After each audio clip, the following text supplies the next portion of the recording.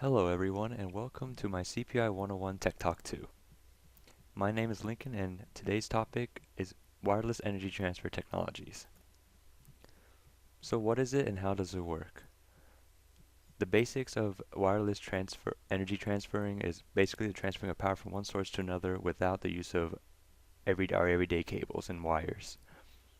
The basics of wireless power involves the transmission of energy from a transmitter to receiver via an oscillating magnetic field. For this to be achieved, supplied by a power source, the direct current, which is DC, is converted to high currency alternating current, AC, by specially designed electronics built into the transmitter. The alternating current energizes a copper wire coil in the transmitter, which generates a magnetic field.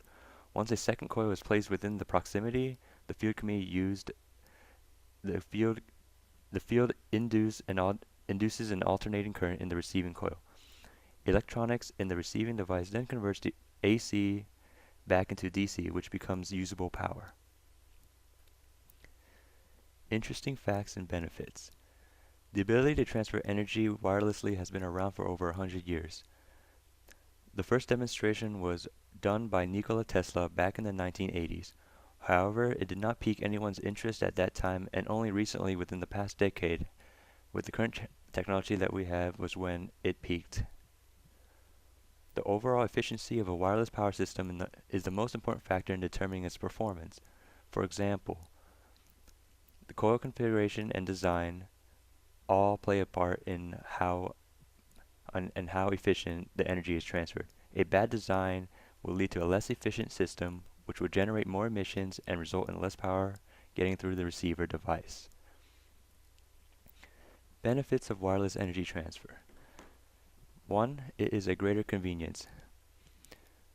With how we are charging our phones every day today, through wires and whatnot, people would prefer that they could just leave their phones in their house, on a pad or anything, without having to deal with the wires.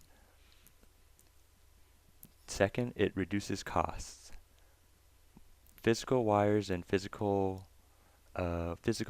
transmitters that require them to be touching over time will wear down and will require replacing, which can get very expensive just for the hardware and labor alone.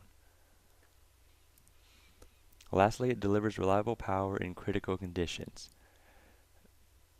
Through normal methods of transferring power, wireless transfer would provide the best and most efficient way of transferring power when conditions are at critical. For example, during stormy days and rainy nights and other bad weather that you can think of, these wires, if it were wired connections, would not be able to be used for safety purposes. However, with wireless, we wouldn't have to worry about the problems and only just focus on the connectivity between the two transceivers and receivers. So who is wireless energy transfers for? Everyone. Consumers, gamers, you can name them. They will probably all want it. So where is this technology now? We see most of it mostly in electronics, mostly phones and cars, and even other wireless devices such as mice. The future of wireless energy transfer is bright. For example, cars right now uses stationary charging stations to charge their cars.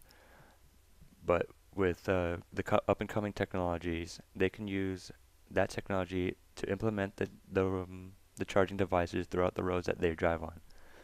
The cars that drive on those roads will be able to charge as they are driving, making it more efficient. Homes would also be more an improvement.